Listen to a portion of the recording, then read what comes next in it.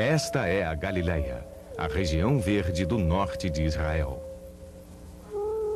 Hoje ela é uma terra rica e fértil, como era há cerca de 2000 anos, na época em que ali Jesus morou e pregou. A vida de Jesus foi breve, pouco mais de 30 anos, mas foi uma vida tão plena de sentido que ainda hoje é um referencial pelo qual medimos o tempo. Tudo o que sabemos sobre a vida de Jesus baseia-se nas escrituras inspiradas de 4 homens: Mateus, Marcos, Lucas e João. Todos eles escreveram muitos anos após a morte de Jesus. Artistas, em muito distantes do seu tempo, são os que nos deixaram as únicas imagens que temos de Jesus. Nenhum deles sabia como Jesus se parecia. Nenhum contemporâneo de Jesus pintou o seu retrato ou descreveu como ele era.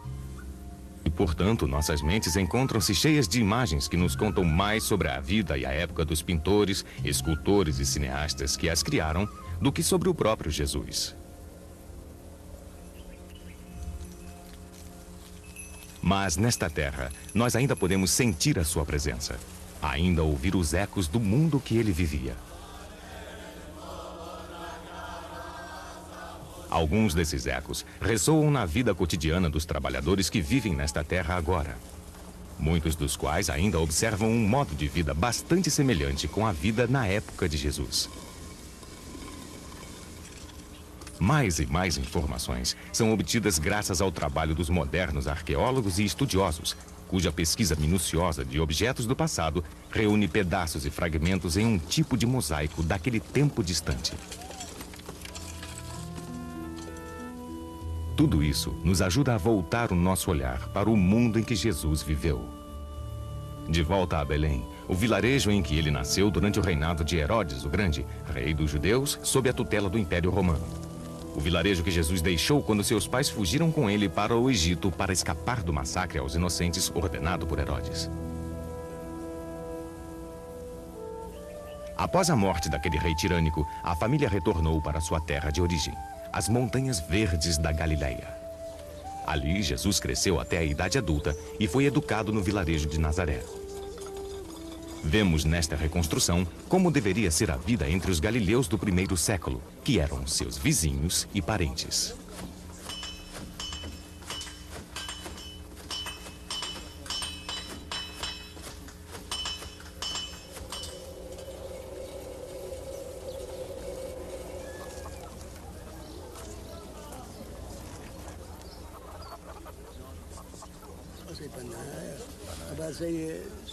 Naquele tempo, um enorme abismo cultural dividia o povo judeu dos seus governantes romanos. Embora fosse judeu, o rei Herodes se identificava mais com a cultura helenística do Império Romano. Seu programa de construções, inspirado pela arquitetura grega e romana, transformou as cidades daquela terra. Tais ideias forasteiras ofendiam a população judaica. Após a morte de Herodes, espalhou-se uma indignação quando Roma dividiu a terra prometida em 3 partes. 2 delas, ao norte e ao leste, passaram a ser governadas pelos filhos de Herodes, não como reis, e sim como tetrarcas, ou seja, governadores locais. Para o terceiro filho foi dada a Samaria e a Judeia, mas quando Jesus já era adulto, estas regiões já estavam sob o domínio direto de Roma. Assim, o Templo de Jerusalém, o centro da consciência religiosa judaica, encontrava-se sob o domínio romano. Por todo o império, os romanos permitiam aos povos que haviam conquistado a cultuar os seus próprios deuses, desde que suas religiões não se opusessem à lei civil romana. E em todas as terras que os romanos ocupavam, construíam-se também templos e erigiam-se estátuas em louvor aos deuses romanos. Na maioria dos lugares, isso não causava nenhum problema. Tal como os romanos, a maioria das pessoas cultuava muitos deuses e não se opunha aos deuses dos outros. Mas o primeiro mandamento do Deus único cultuado pelos judeus era: não terás nenhum outro Deus além de mim. Para muitos judeus, isso significava que o domínio romano era intolerável. Focos de rebelião espalharam-se por toda a parte. As represálias por parte dos romanos eram sangrentas e duras. Milhares de rebeldes judeus foram crucificados nos anos em que Jesus crescia e outros milhares seguiam, preferindo morrer a esquecer o Deus dos seus predecessores.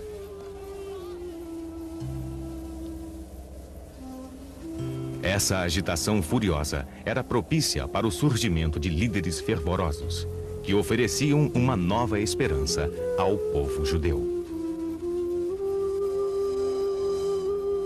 Jesus e sua época.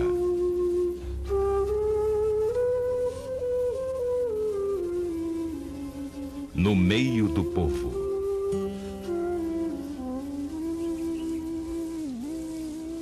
No ano 15º do Império de Tibério César, o Senhor falou a João, filho de Zacarias, no deserto. E ele foi por toda a terra do Jordão, pregando o batismo de penitência para a remissão dos pecados.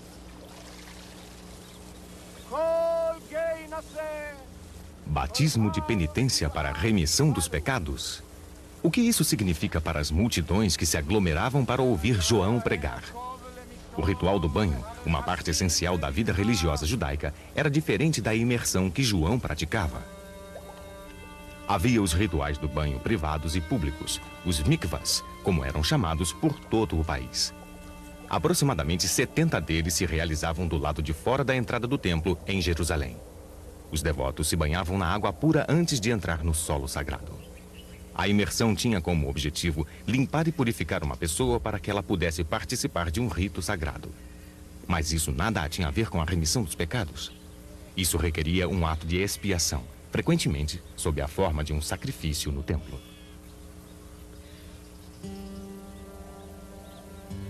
Aqui em Massada, nas ruínas desta majestosa fortaleza no alto da colina, vemos um mikvah construído para atender às especificações religiosas. Imagine água fresca corrente enchendo os tanques. Os banhistas enxaguavam as suas mãos e pés no tanque raso antes de submergir no tanque mais fundo. Alguns judeus devotos faziam isso diariamente. Mas João pregava somente uma imersão na água do Jordão como uma limpeza espiritual para toda a vida. E ele falava com um fervor e uma urgência que lembrava os profetas dos tempos antigos. Fazei penitência, porque está próximo o reino dos céus. O machado já está posto à raiz das árvores. Toda árvore que não produzir bons frutos será cortada e lançada ao fogo. Eu, na verdade, batizo-vos em água, mas virá um mais forte do que eu, a quem eu não sou digno de desatar a correia das sandálias. Ele vos batizará no Espírito Santo e em fogo. Tomará na sua mão a pá, limpará a sua eira e recolherá o trigo ao celeiro. As palhas, porém, queimá-las num fogo inextinguível. As palavras de João foram interpretadas como a descrição de um Messias. E se o Messias, por tanto tempo aguardado, fazia-se necessário, o momento era este. Por quase um século, a terra prometida estava sob o domínio romano. Soldados estrangeiros patrulhavam o país. Uma fortaleza militar, a Antônia, controlava Jerusalém. Pôncio Pilatos, o atual governador romano da Judéia e da Samaria, tinha desprezo por seus súditos judeus e era ainda mais bruto do que os seus antecessores. Os judeus que resistiam ao regime férreo de Roma eram crucificados. Nenhum poder humano parecia ser capaz de devolver a terra ao seu povo. Muitos judeus se agarraram firmemente à esperança de um Messias, o enviado por Deus para libertar o povo judaico. Mas quem ou o que poderia ser este Messias? Cada pessoa que esperava e acreditava nutria uma visão particular, que era guardada em silêncio no seu próprio coração ou anunciada publicamente. Algumas pessoas acreditavam que o próprio João fosse o Messias. Algumas sonhavam com um rei guerreiro, um novo rei Davi, que os tiraria da opressão selvagem de uma vez por todas. Outras previam um sagrado sacerdote que recuperaria a fé de Moisés em toda a sua pureza. E alguns esperavam que o próprio Deus simplesmente eliminasse o mundo existente e criasse um outro, um mundo de justiça e paz universal.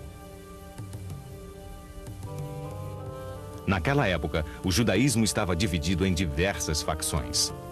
Muitas delas eram dedicadas a uma fervorosa esperança da vinda de um Messias. Elas podiam ser formadas por grupos de lutadores pela liberdade ou abranger toda uma comunidade afastada do mundo para rezar em solidão.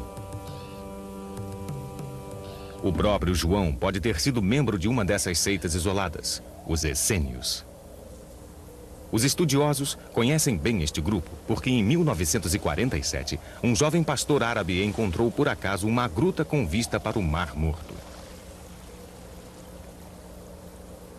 Ele encontrou muitas jarras de barro antigas.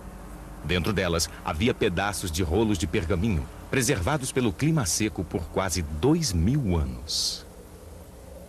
Desde então, mais de 700 foram encontrados em grutas vizinhas. Nós os chamamos de pergaminhos do Mar Morto. Muitos deles estão atualmente guardados no Santuário do Livro, no Museu de Israel, em Jerusalém. Neste aqui, nós lemos que o livro de Isaías, o que Jesus conhecia, é quase o mesmo que lemos atualmente. A reconstrução desses documentos se estendeu por várias décadas. Eles nos revelam fatos fascinantes sobre as crenças dos essênios que os escreveram. Os seus líderes eram sacerdotes que sentiam que os rituais de sacrifício não eram mais tão puros quanto exigido por Moisés. Os pergaminhos argumentam que o sacerdócio fora corrompido, especialmente o ofício de sumo sacerdote, que não era mais passado de pai para filho, mas tinha se transformado em um cargo de confiança dos romanos. Os essênios escreveram que o povo estava perdido, desorientado e condenado pela própria aceitação da corrupção. Os últimos dias estavam próximos. Neste pergaminho, eles escreveram uma desalentadora profecia de que uma grande batalha apocalíptica seria travada nos céus e por toda a terra. Dois vastos poderes entrariam em choque, os filhos da luz e os filhos das trevas. E quando a batalha terminasse e os filhos das trevas fossem destruídos, o que aconteceria? O reino de Deus seria finalmente restabelecido sobre toda a terra. Aqui, numa região desértica chamada Qumran, próxima ao Mar Morto, uma comunidade isolada de essênios levava uma vida de devotada pureza religiosa. Os essênios formavam um grupo seleto que ansiava pela purificação violenta do mundo. Planejavam ser soldados do exército dos Filhos da Luz e, para isso, se dedicavam ao fortalecimento físico e espiritual. Novos membros só eram admitidos depois de 2 anos de testes e treinamentos.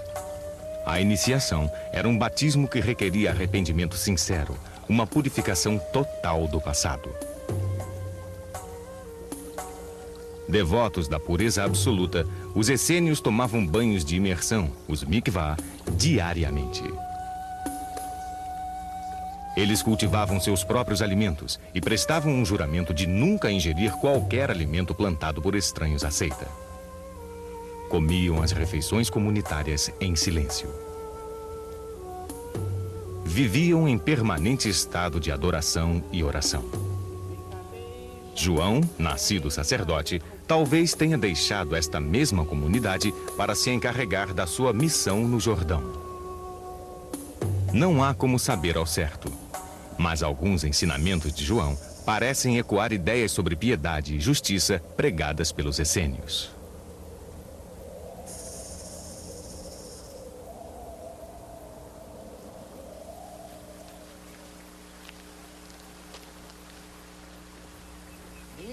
As multidões interrogavam-no dizendo: "Que devemos, pois, fazer?" Respondendo, dizia-lhes: "O que tem 2 túnicas, dê uma ao que não tem, e o que tem o que comer, faça o mesmo."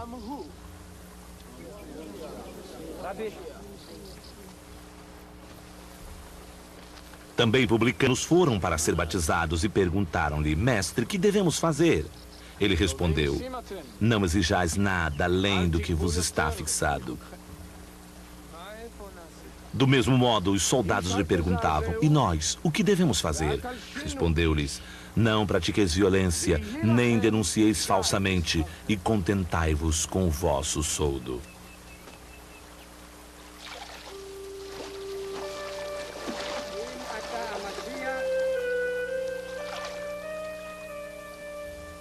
Mas nada que sabemos sobre as práticas dos essênios se compara ao modo como João chegava perto das pessoas e batizava aquelas que iam até ele.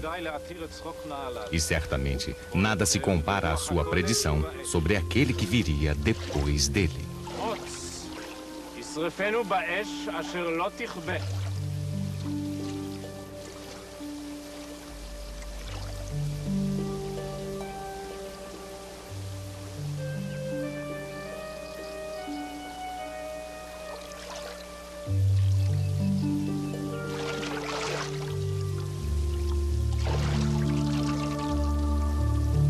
E estando ele em oração, abriu-se o céu, e desceu sobre ele o Espírito Santo em forma corpórea como uma pomba, e ouviu-se do céu uma voz: Tu és o meu filho bem-amado, em ti ponho a minha afeição.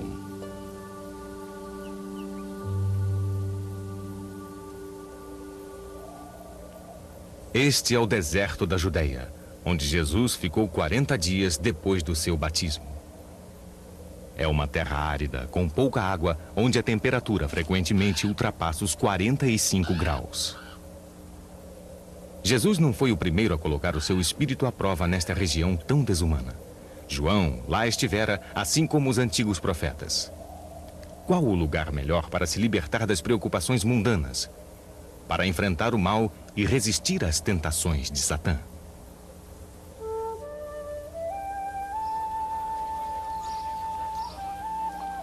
Jesus voltou sob o impulso do Espírito para a Galileia, e a sua fama divulgou-se por toda a região.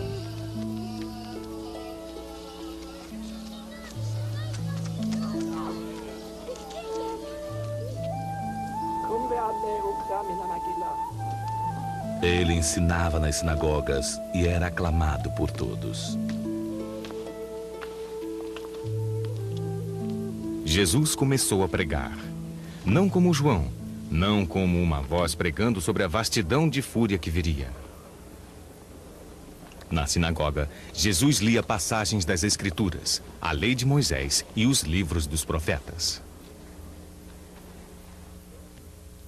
Então, na tradição consagrada pelo tempo, Jesus comentava as passagens que havia lido, interpretando-as como faziam os escribas e fariseus.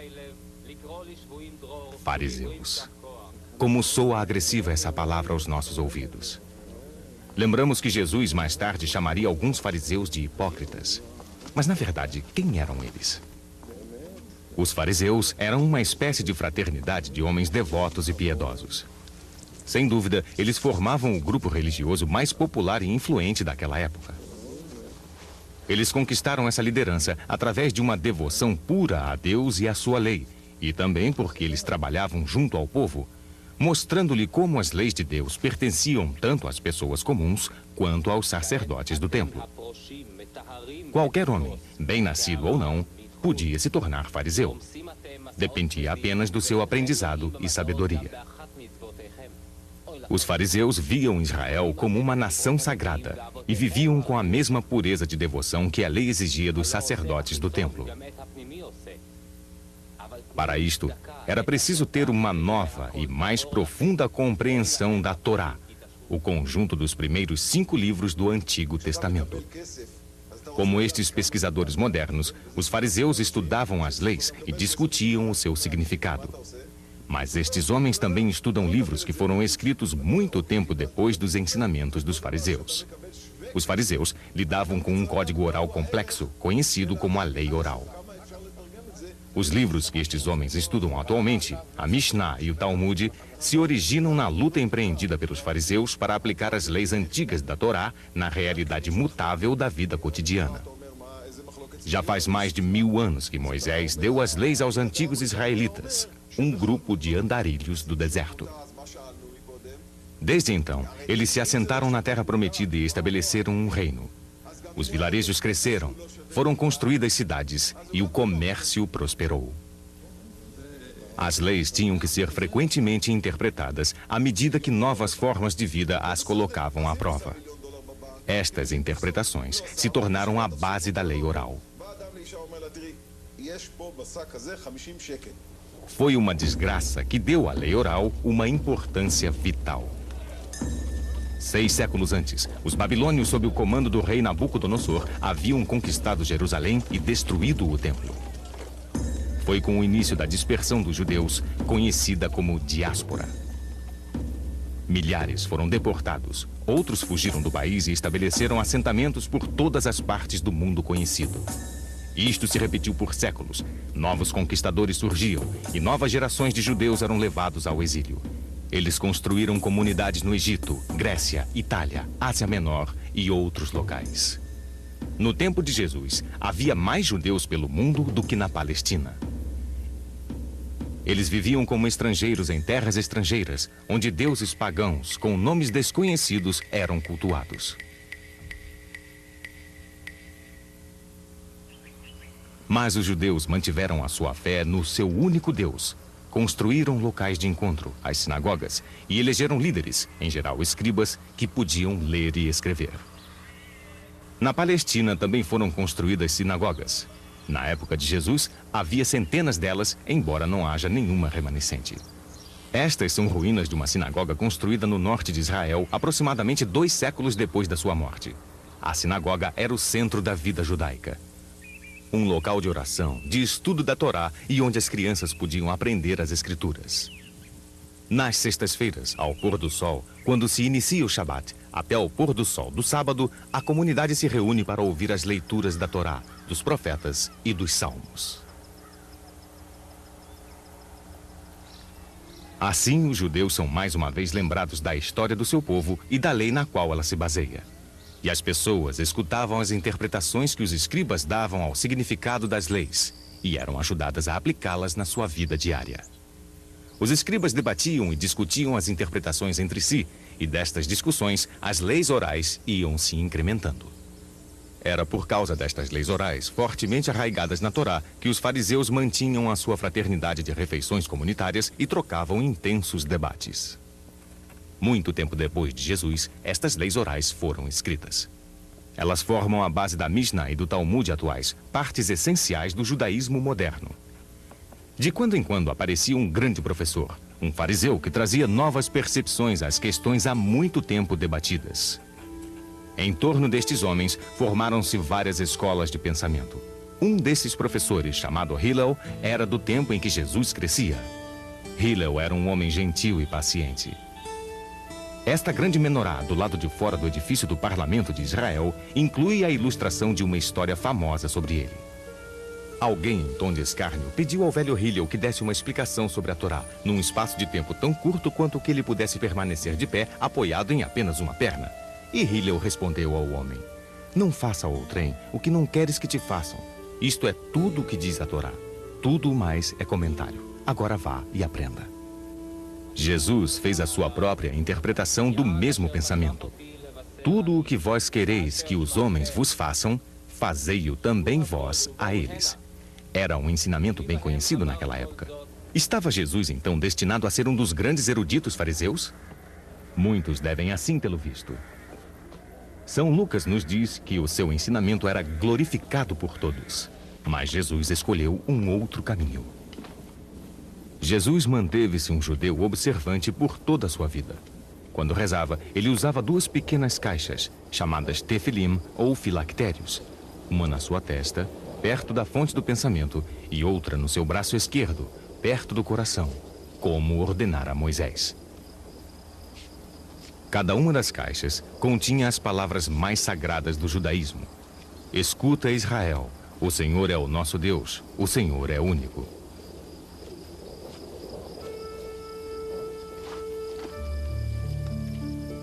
Mas Jesus não ficou para ensinar nas sinagogas.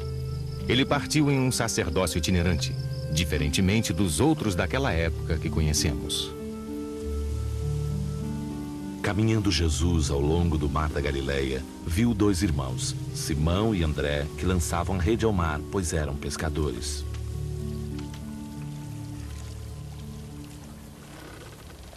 E disse-lhes: "Segui-me, e farei de vós pescadores de homens."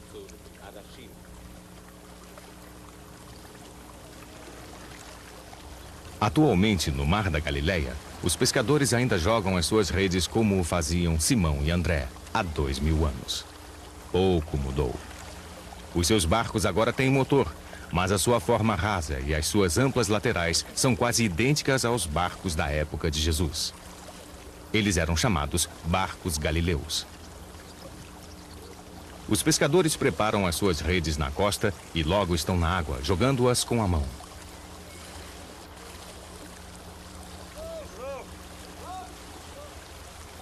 Eles enfrentam um trabalho árduo antes de retornar à costa com a sua pesca.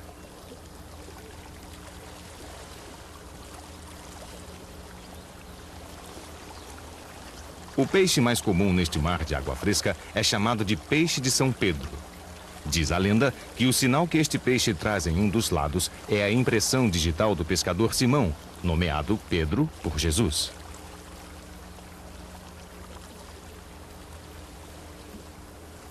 Muitos mestres não escolheriam para discípulos homens como esses, cujas vidas eram marcadas por um trabalho tão opressivo.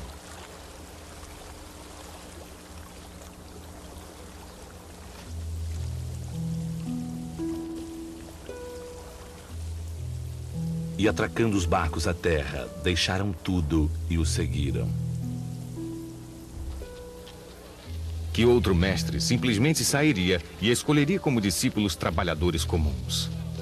Não os fariseus. Os seus discípulos é que os procuravam e estudavam diligentemente para um dia também se tornarem mestres.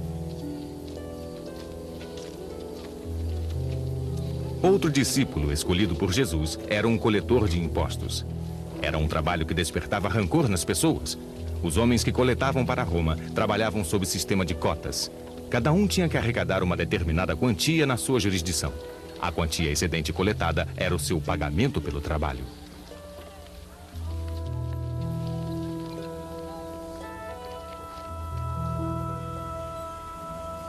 O dinheiro arrecadado com os altos impostos era usado na manutenção das tropas de ocupação, na construção de palácios, fortalezas, estradas e aquedutos, anfiteatros e arenas de jogos e combates. No financiamento de novas cidades onde judeus devotos não tinham lugar. Ou era diretamente enviado para o tesouro imperial em Roma. E os coletores de impostos nem mesmo eram romanos, mas companheiros judeus. É de admirar que Jesus tenha sido insultado por se associar a coletores de impostos?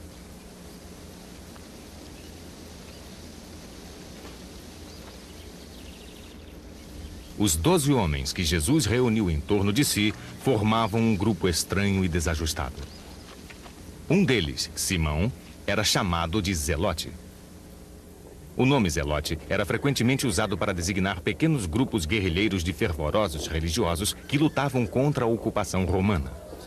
Eles eram preparados para lutar, morrer se necessário, em nome da pureza religiosa. Hoje eles seriam chamados de guerreiros da liberdade. Do ponto de vista romano, eles eram bandidos e assassinos, cujo único destino era a crucificação. Qualquer que tenha sido o seu passado, os 12 homens escolhidos por Jesus deixaram tudo para trás para segui-lo, inclusive Judas, que mais tarde viria a traí-lo. Jesus estava sempre viajando, pregando para o maior número possível de pessoas. Saindo de Cafarnaum, ele visitou cada uma das cidades da Galileia, dando ensinamentos diretos, simples e cheios de esperança. Aos poucos, se encaminhou para o sul, passando por toda a Samaria em direção a Jerusalém e Judeia. Muitas vezes, seus ensinamentos eram dados na forma de parábolas, como a história do bom samaritano. Uma parábola familiar que tem sido contada e recontada, cuja lição fundamental permanece clara.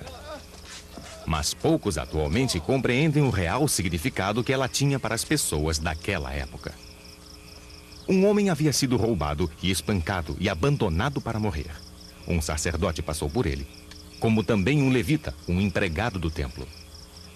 As pessoas que ouviam Jesus sabiam que se um homem estivesse morto e um sacerdote ou um levita o tivessem tocado, teriam que se submeter a uma intensa purificação durante uma semana antes de voltar às suas tarefas. Um samaritano, livre destas exigências, ajudou e cuidou do homem. O que Jesus queria dizer era de uma clareza cristalina. Seguir literalmente a lei, ao invés do seu propósito, poderia impedir simples atos de bondade e humanidade. Havia ainda outra ironia. Era difícil aceitar a ideia de um bom samaritano. Mesmo sendo vizinhos, judeus e samaritanos eram inimigos de longa data. Eles nutriam sérias discordâncias quanto à obediência à lei de Moisés. Atualmente, o sumo sacerdote dos samaritanos tem sob seu cuidado apenas 600 almas que permaneceram do grupo outrora expressivo. Eles praticam a sua religião como o faziam os samaritanos do tempo de Jesus. Cultuam apenas um Deus e veneram a lei de Moisés. Esta Torá, escrita em hebreu antigo, tem aproximadamente 1.300 anos. Mas os samaritanos nunca aceitaram as palavras dos profetas ou quaisquer ensinamentos vindos das leis orais.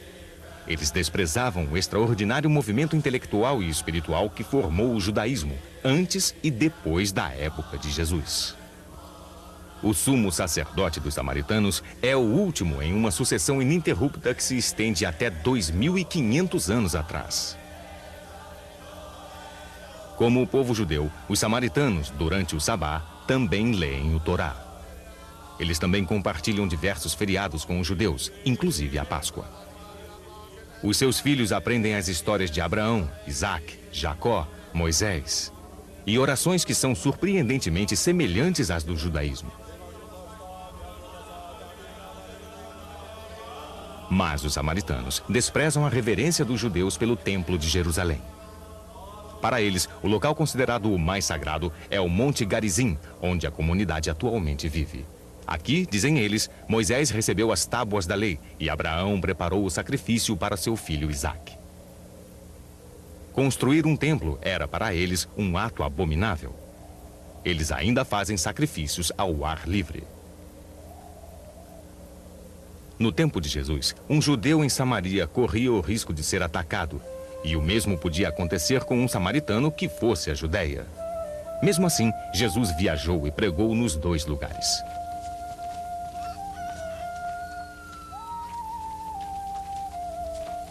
Jesus não tinha emprego, somente os seus ensinamentos. Isto também o distinguia dos eruditos fariseus, cuja maioria tinha no comércio o sustento da família. Os fariseus manifestaram a sua desaprovação quando souberam que Jesus e seus discípulos colheram espigas durante o Shabat, um ato considerado como trabalho e, portanto, proibido. Jesus contra-argumentou no estilo dos próprios fariseus, citando as próprias escrituras. Não lestes o que fez Davi quando teve fome, ele e os que com ele estavam, como entrou na casa de Deus e tomou os pães da proposição, e deles comeu e deu aos seus companheiros, embora não fosse permitido comer deles, senão aos sacerdotes? Se compreendesses o sentido destas palavras, quero a misericórdia e não o sacrifício, não condenarias os inocentes.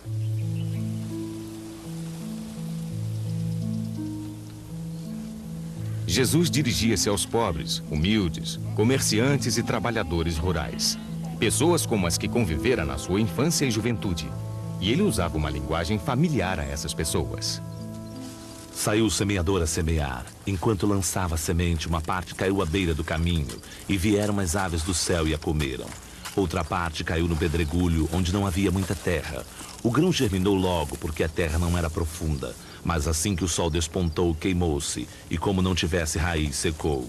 Outra parte caiu entre os espinhos. Esses cresceram, sufocaram-na, e o grão não deu frutos. Outra caiu em terra boa e deu fruto. Tendo crescido, produziu fruto 100 por 1. Como no tempo de Jesus, ainda hoje nas colinas da Terra Santa, as pessoas trabalham muito para que os seus campos e jardins sejam produtivos. Estes são fazendeiros que moram e trabalham no mundo atual. Mas da mesma forma que as pessoas para as quais Jesus se dirigia, elas usam animais e não máquinas para puxar o seu arado. O próprio arado é igual ao de 2000 anos atrás. Quando Jesus explicava as suas parábolas a pessoas como essas, Pessoas que plantavam trigo e cevada para comer, linho para fazer roupas, elas entendiam, pois ele falava sobre o trabalho que era a sua vida. Eis o sentido da parábola. A semente é a palavra de Deus. Os que estão ao longo do caminho são aqueles que a ouvem, mas depois vem o demônio e tira a palavra do seu coração para que não se salvem crendo.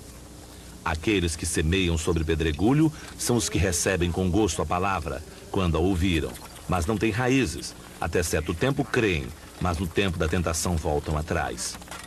E aqui caiu entre os espinhos representa aqueles que ouviram a palavra, porém indo por diante ficam sufocados pelos cuidados e pelas riquezas e deleites desta vida e não dão fruto. Porém aqui caiu em boa terra, representa aqueles que ouvindo a palavra, com um coração bom e perfeito, a retêm e dão fruto pela perseverança. Todos os ensinamentos são dados em termos tão práticos e realistas, pois Jesus oferecia uma nova esperança para os pobres e os oprimidos. Vinde a mim todos os que estão fatigados e carregados, e vos aliviarei. Tomai sobre vós o meu jugo, e aprendei de mim que sou manso e humilde de coração, e achareis descanso para as vossas almas, porque o meu jugo é suave e o meu peso leve. O reino de Deus é como um homem que lança a semente à terra e que dorme e se levanta noite e dia, e a semente brota e cresce sem ele saber como, porque a terra por si mesma produz primeiramente a erva, depois a espiga, e quando o fruto está maduro, mete logo a foice porque está chegando o tempo da ceifa.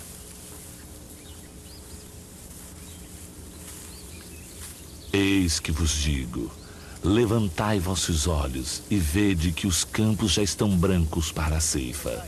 O que ceifa recebe a paga e recolhe o fruto para a vida eterna, a fim de que se alegrem juntamente o que planta e o que colhe. Deixai vir a mim as criancinhas, não as impeçais, pois dos que são como elas é o reino de Deus.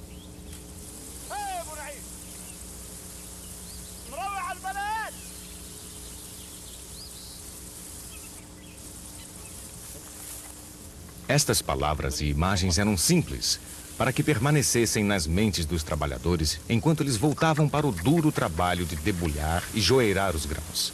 Guiar um animal enquanto ele puxa uma tábua cravejada de espigões sobre o solo.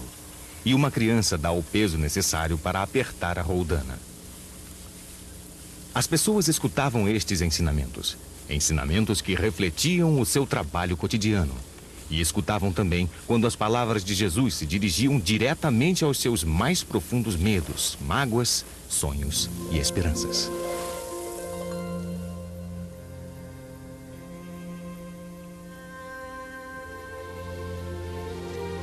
Bem-aventurados os pobres de espírito, porque deles é o reino dos céus.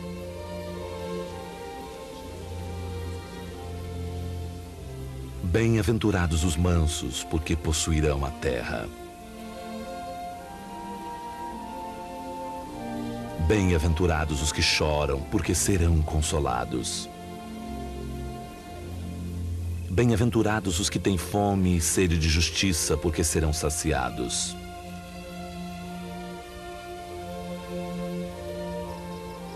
Bem-aventurados os misericordiosos, porque alcançarão misericórdia. Bem-aventurados os puros de coração, porque verão a Deus. Bem-aventurados os pacíficos, porque serão chamados filhos de Deus. Bem-aventurados os que sofrem perseguição por amor da justiça, porque deles é o reino dos céus. Bem-aventurados sois quando vos injuriarem e vos perseguirem e disserem falsamente todo o mal contra vós por causa de mim. Jesus retirava da rica simplicidade da natureza exemplos que demonstram o amor de Deus por todos. Considerai os lírios como crescem, não fiam nem tecem. Contudo, digo-vos que nem Salomão em toda a sua glória jamais se vestiu como um deles.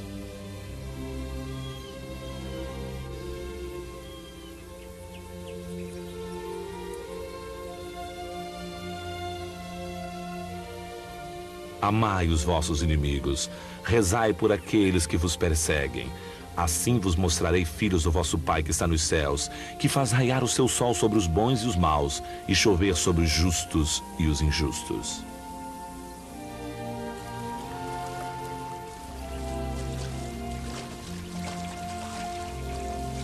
Todo aquele que bebe desta água terá sede de novo, mas aquele que beber da água que eu lhe der não voltará jamais a ter sede. A água que eu lhe der transformar-se-á nele em fonte de água corrente até a vida eterna. Aqui é semelhante o reino de Deus, e aqui o compararei. É semelhante ao grão de mostarda que, quando semeado, é a menor das sementes, mas depois de semeado cresce, torna-se maior que todas as hortaliças e estende de tal modo seus ramos que as aves do céu podem abrigar-se à sua sombra. Pois em verdade vos digo, se tiverdes fé do tamanho de um grão de mostarda, direis a este monte, transporta-te daqui para lá, e ele se transportará e nada vos será impossível. Quem de vós, que tendo 100 ovelhas e perdendo uma delas, não deixe as 99 no deserto e vá em busca da que se havia perdido até encontrá-la? E depois de encontrá-la, põe-na nos ombros, cheio de júbilo. E voltando para casa, reúne os amigos e vizinhos, dizendo-lhes: regozijai-vos comigo, achei a minha ovelha que se havia perdido. Digo-vos que assim haverá maior júbilo no céu por um só pecador que fizer penitência, do que por 99 justos que não necessitam de arrependimento. Eu sou o bom pastor. Eu conheço as minhas ovelhas e as minhas ovelhas conhecem a mim. Como o Pai me conhece e eu conheço o Pai. Dou a minha vida pelas minhas ovelhas. Falando das ovelhas ou das videiras nos campos, todas as suas palavras continham lições de amor. O ramo não pode dar fruto por si mesmo se não permanecer na videira. Assim também vós não podeis tampouco dar frutos se não permanecerdes em mim. Eu sou a videira, vós os ramos.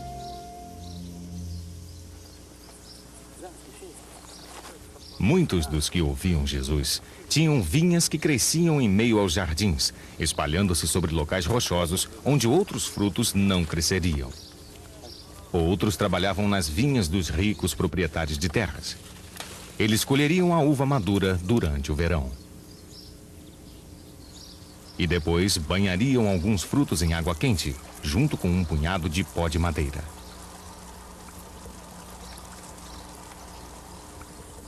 E então espalhariam os frutos sob o sol escaldante até que secassem e se tornassem passas.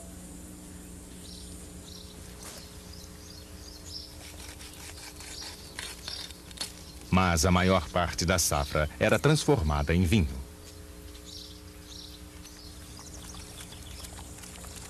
Este buraco natural de pedra é usado como prensa de lagar o vinho desde o tempo de Jesus. As pessoas ainda prensam as uvas nos pés descalços, como o faziam naquela época.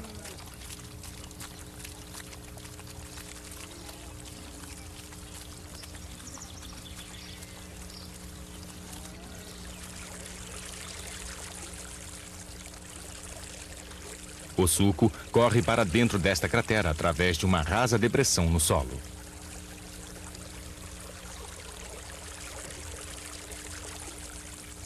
Os resíduos são peneirados por um pano antes que o suco comece a fermentar. O fecho deve ter uma pequena abertura para que os gases liberados durante a fermentação possam sair. Não se coloca vinho novo em odres velhos, pois do contrário se rompem os odres, o vinho se derrama e os odres se perdem. Mas põe-se vinho novo em odres novos e ambos se conservam. O vinho era parte integrante da vida de todos. Misturado com muita água, ele era a bebida tomada em todas as refeições, por crianças e adultos.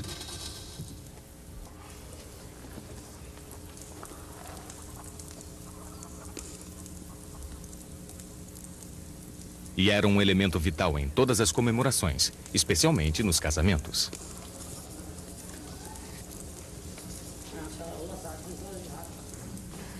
Atualmente, esses judeus iemenitas que moram em Israel observam a união de duas pessoas à maneira antiga, com comemorações e cerimônias que podem se estender por uma semana. No início da semana, as mulheres da família vestem a noiva com as roupas e joias tradicionais, objetos que passam de geração para geração. Depois, o casal recebe formalmente os desejos de boa sorte das suas famílias. Numa procissão à vela, as mulheres levam a noiva até o noivo.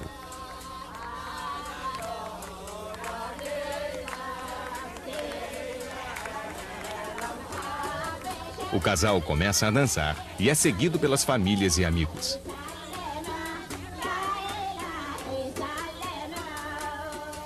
Seguindo um costume antigo, a avó da noiva faz uma mistura especial de folhas de rena selecionadas, destinada a dar ao casal um futuro pleno de sorte e saúde. Um a um, os presentes dão os seus votos de felicidade, colocando os dedos na mistura e passando-os nas palmas da mão do casal. O casamento em si era uma cerimônia mais simples. A noiva, com o véu, é conduzida pelas mulheres da sua família até o noivo.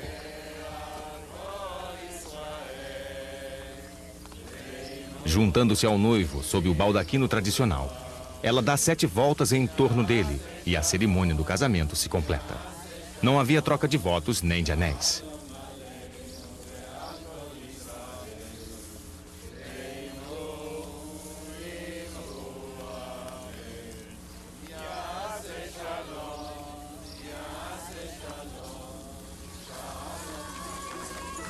Em seguida, a comemoração se inicia. Ela poderia se estender por toda a noite, regada por muita comida e vinho. Era uma cerimônia de casamento como essa que acontecia no vilarejo de Caná, quando Jesus fez o seu primeiro milagre. Quando acabou o vinho, Jesus pediu que a empregada da casa enchesse algumas jarras com água. Então, milagrosamente, ele as transformou em jarras de vinho. Jesus fez outro milagre, quando com seus discípulos cruzou o mar da Galileia.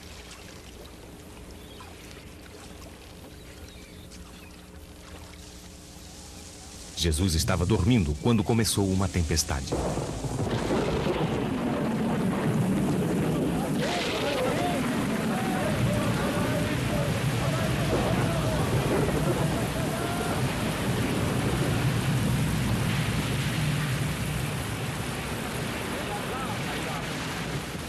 Despertado por seus discípulos, ele disse ao mar e ao vento: "Cala-te, emudece."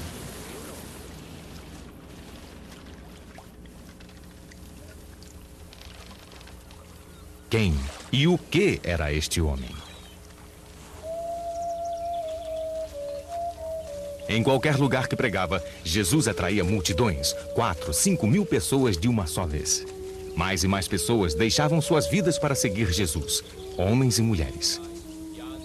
O poder de curar os doentes, os aleijados, os mutilados, os cegos, aumentava a sua crescente popularidade. Alguns fariseus faziam objeções às curas feitas por Jesus nos Shabbats. E ele lhes perguntou: é permitido fazer o bem ou o mal no Shabbat? Salvar uma vida ou matar?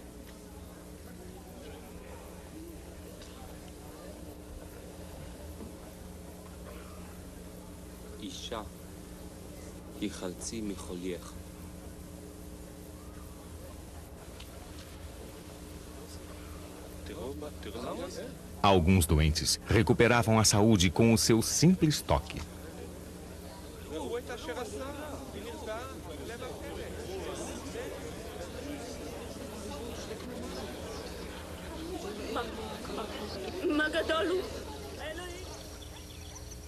Os leprosos o procuravam para serem curados. Naqueles dias, qualquer enfermidade severa na pele era considerada lepra. Aqui, de novo, Jesus mostrava o seu respeito pelas leis antigas, estabelecidas no Levítico 13 e 14. Vai mostrar-te ao sacerdote e apresenta a oferta que Moisés prescreveu para lhe servir de testemunho.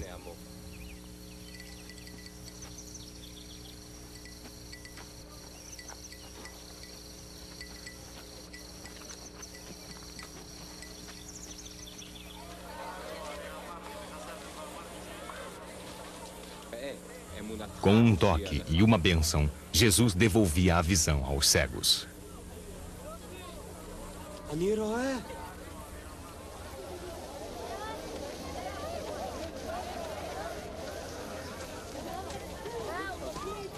Também fazia curas, retirando os demônios ou espíritos malignos, considerados naquela época a causa de muitas doenças físicas e mentais.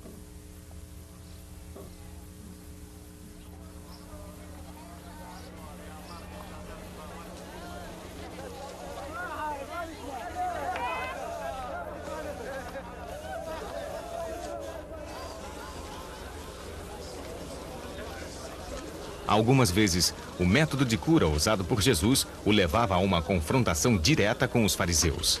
Havia um homem paralítico que foi baixado até Jesus por um buraco no telhado de uma sinagoga lotada.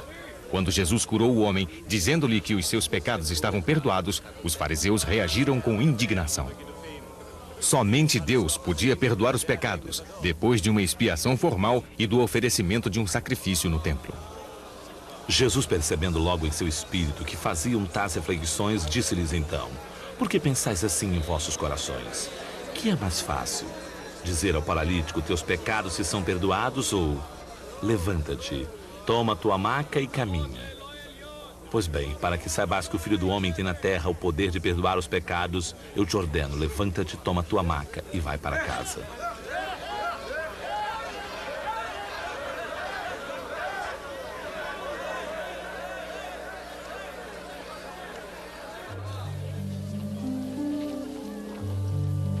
A cura mais surpreendente de todas, no entanto, foram os momentos quando Jesus fez o milagre máximo: ressuscitar um morto.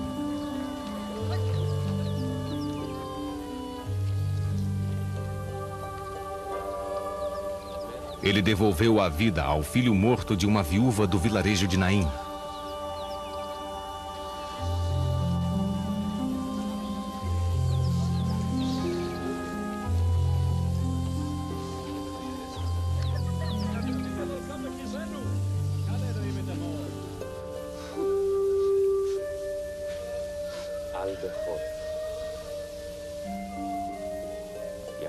E ressuscitou a filha de um líder da sinagoga.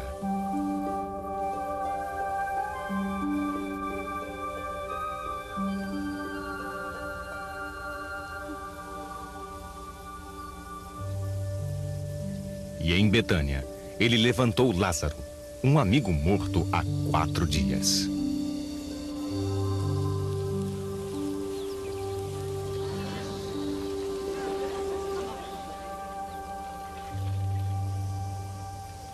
Enquanto Jesus viajava e pregava, conduzindo a vasta multidão que o seguia em direção ao destino que lhe aguardava em Jerusalém, um de seus discípulos lhe perguntou: como devemos rezar?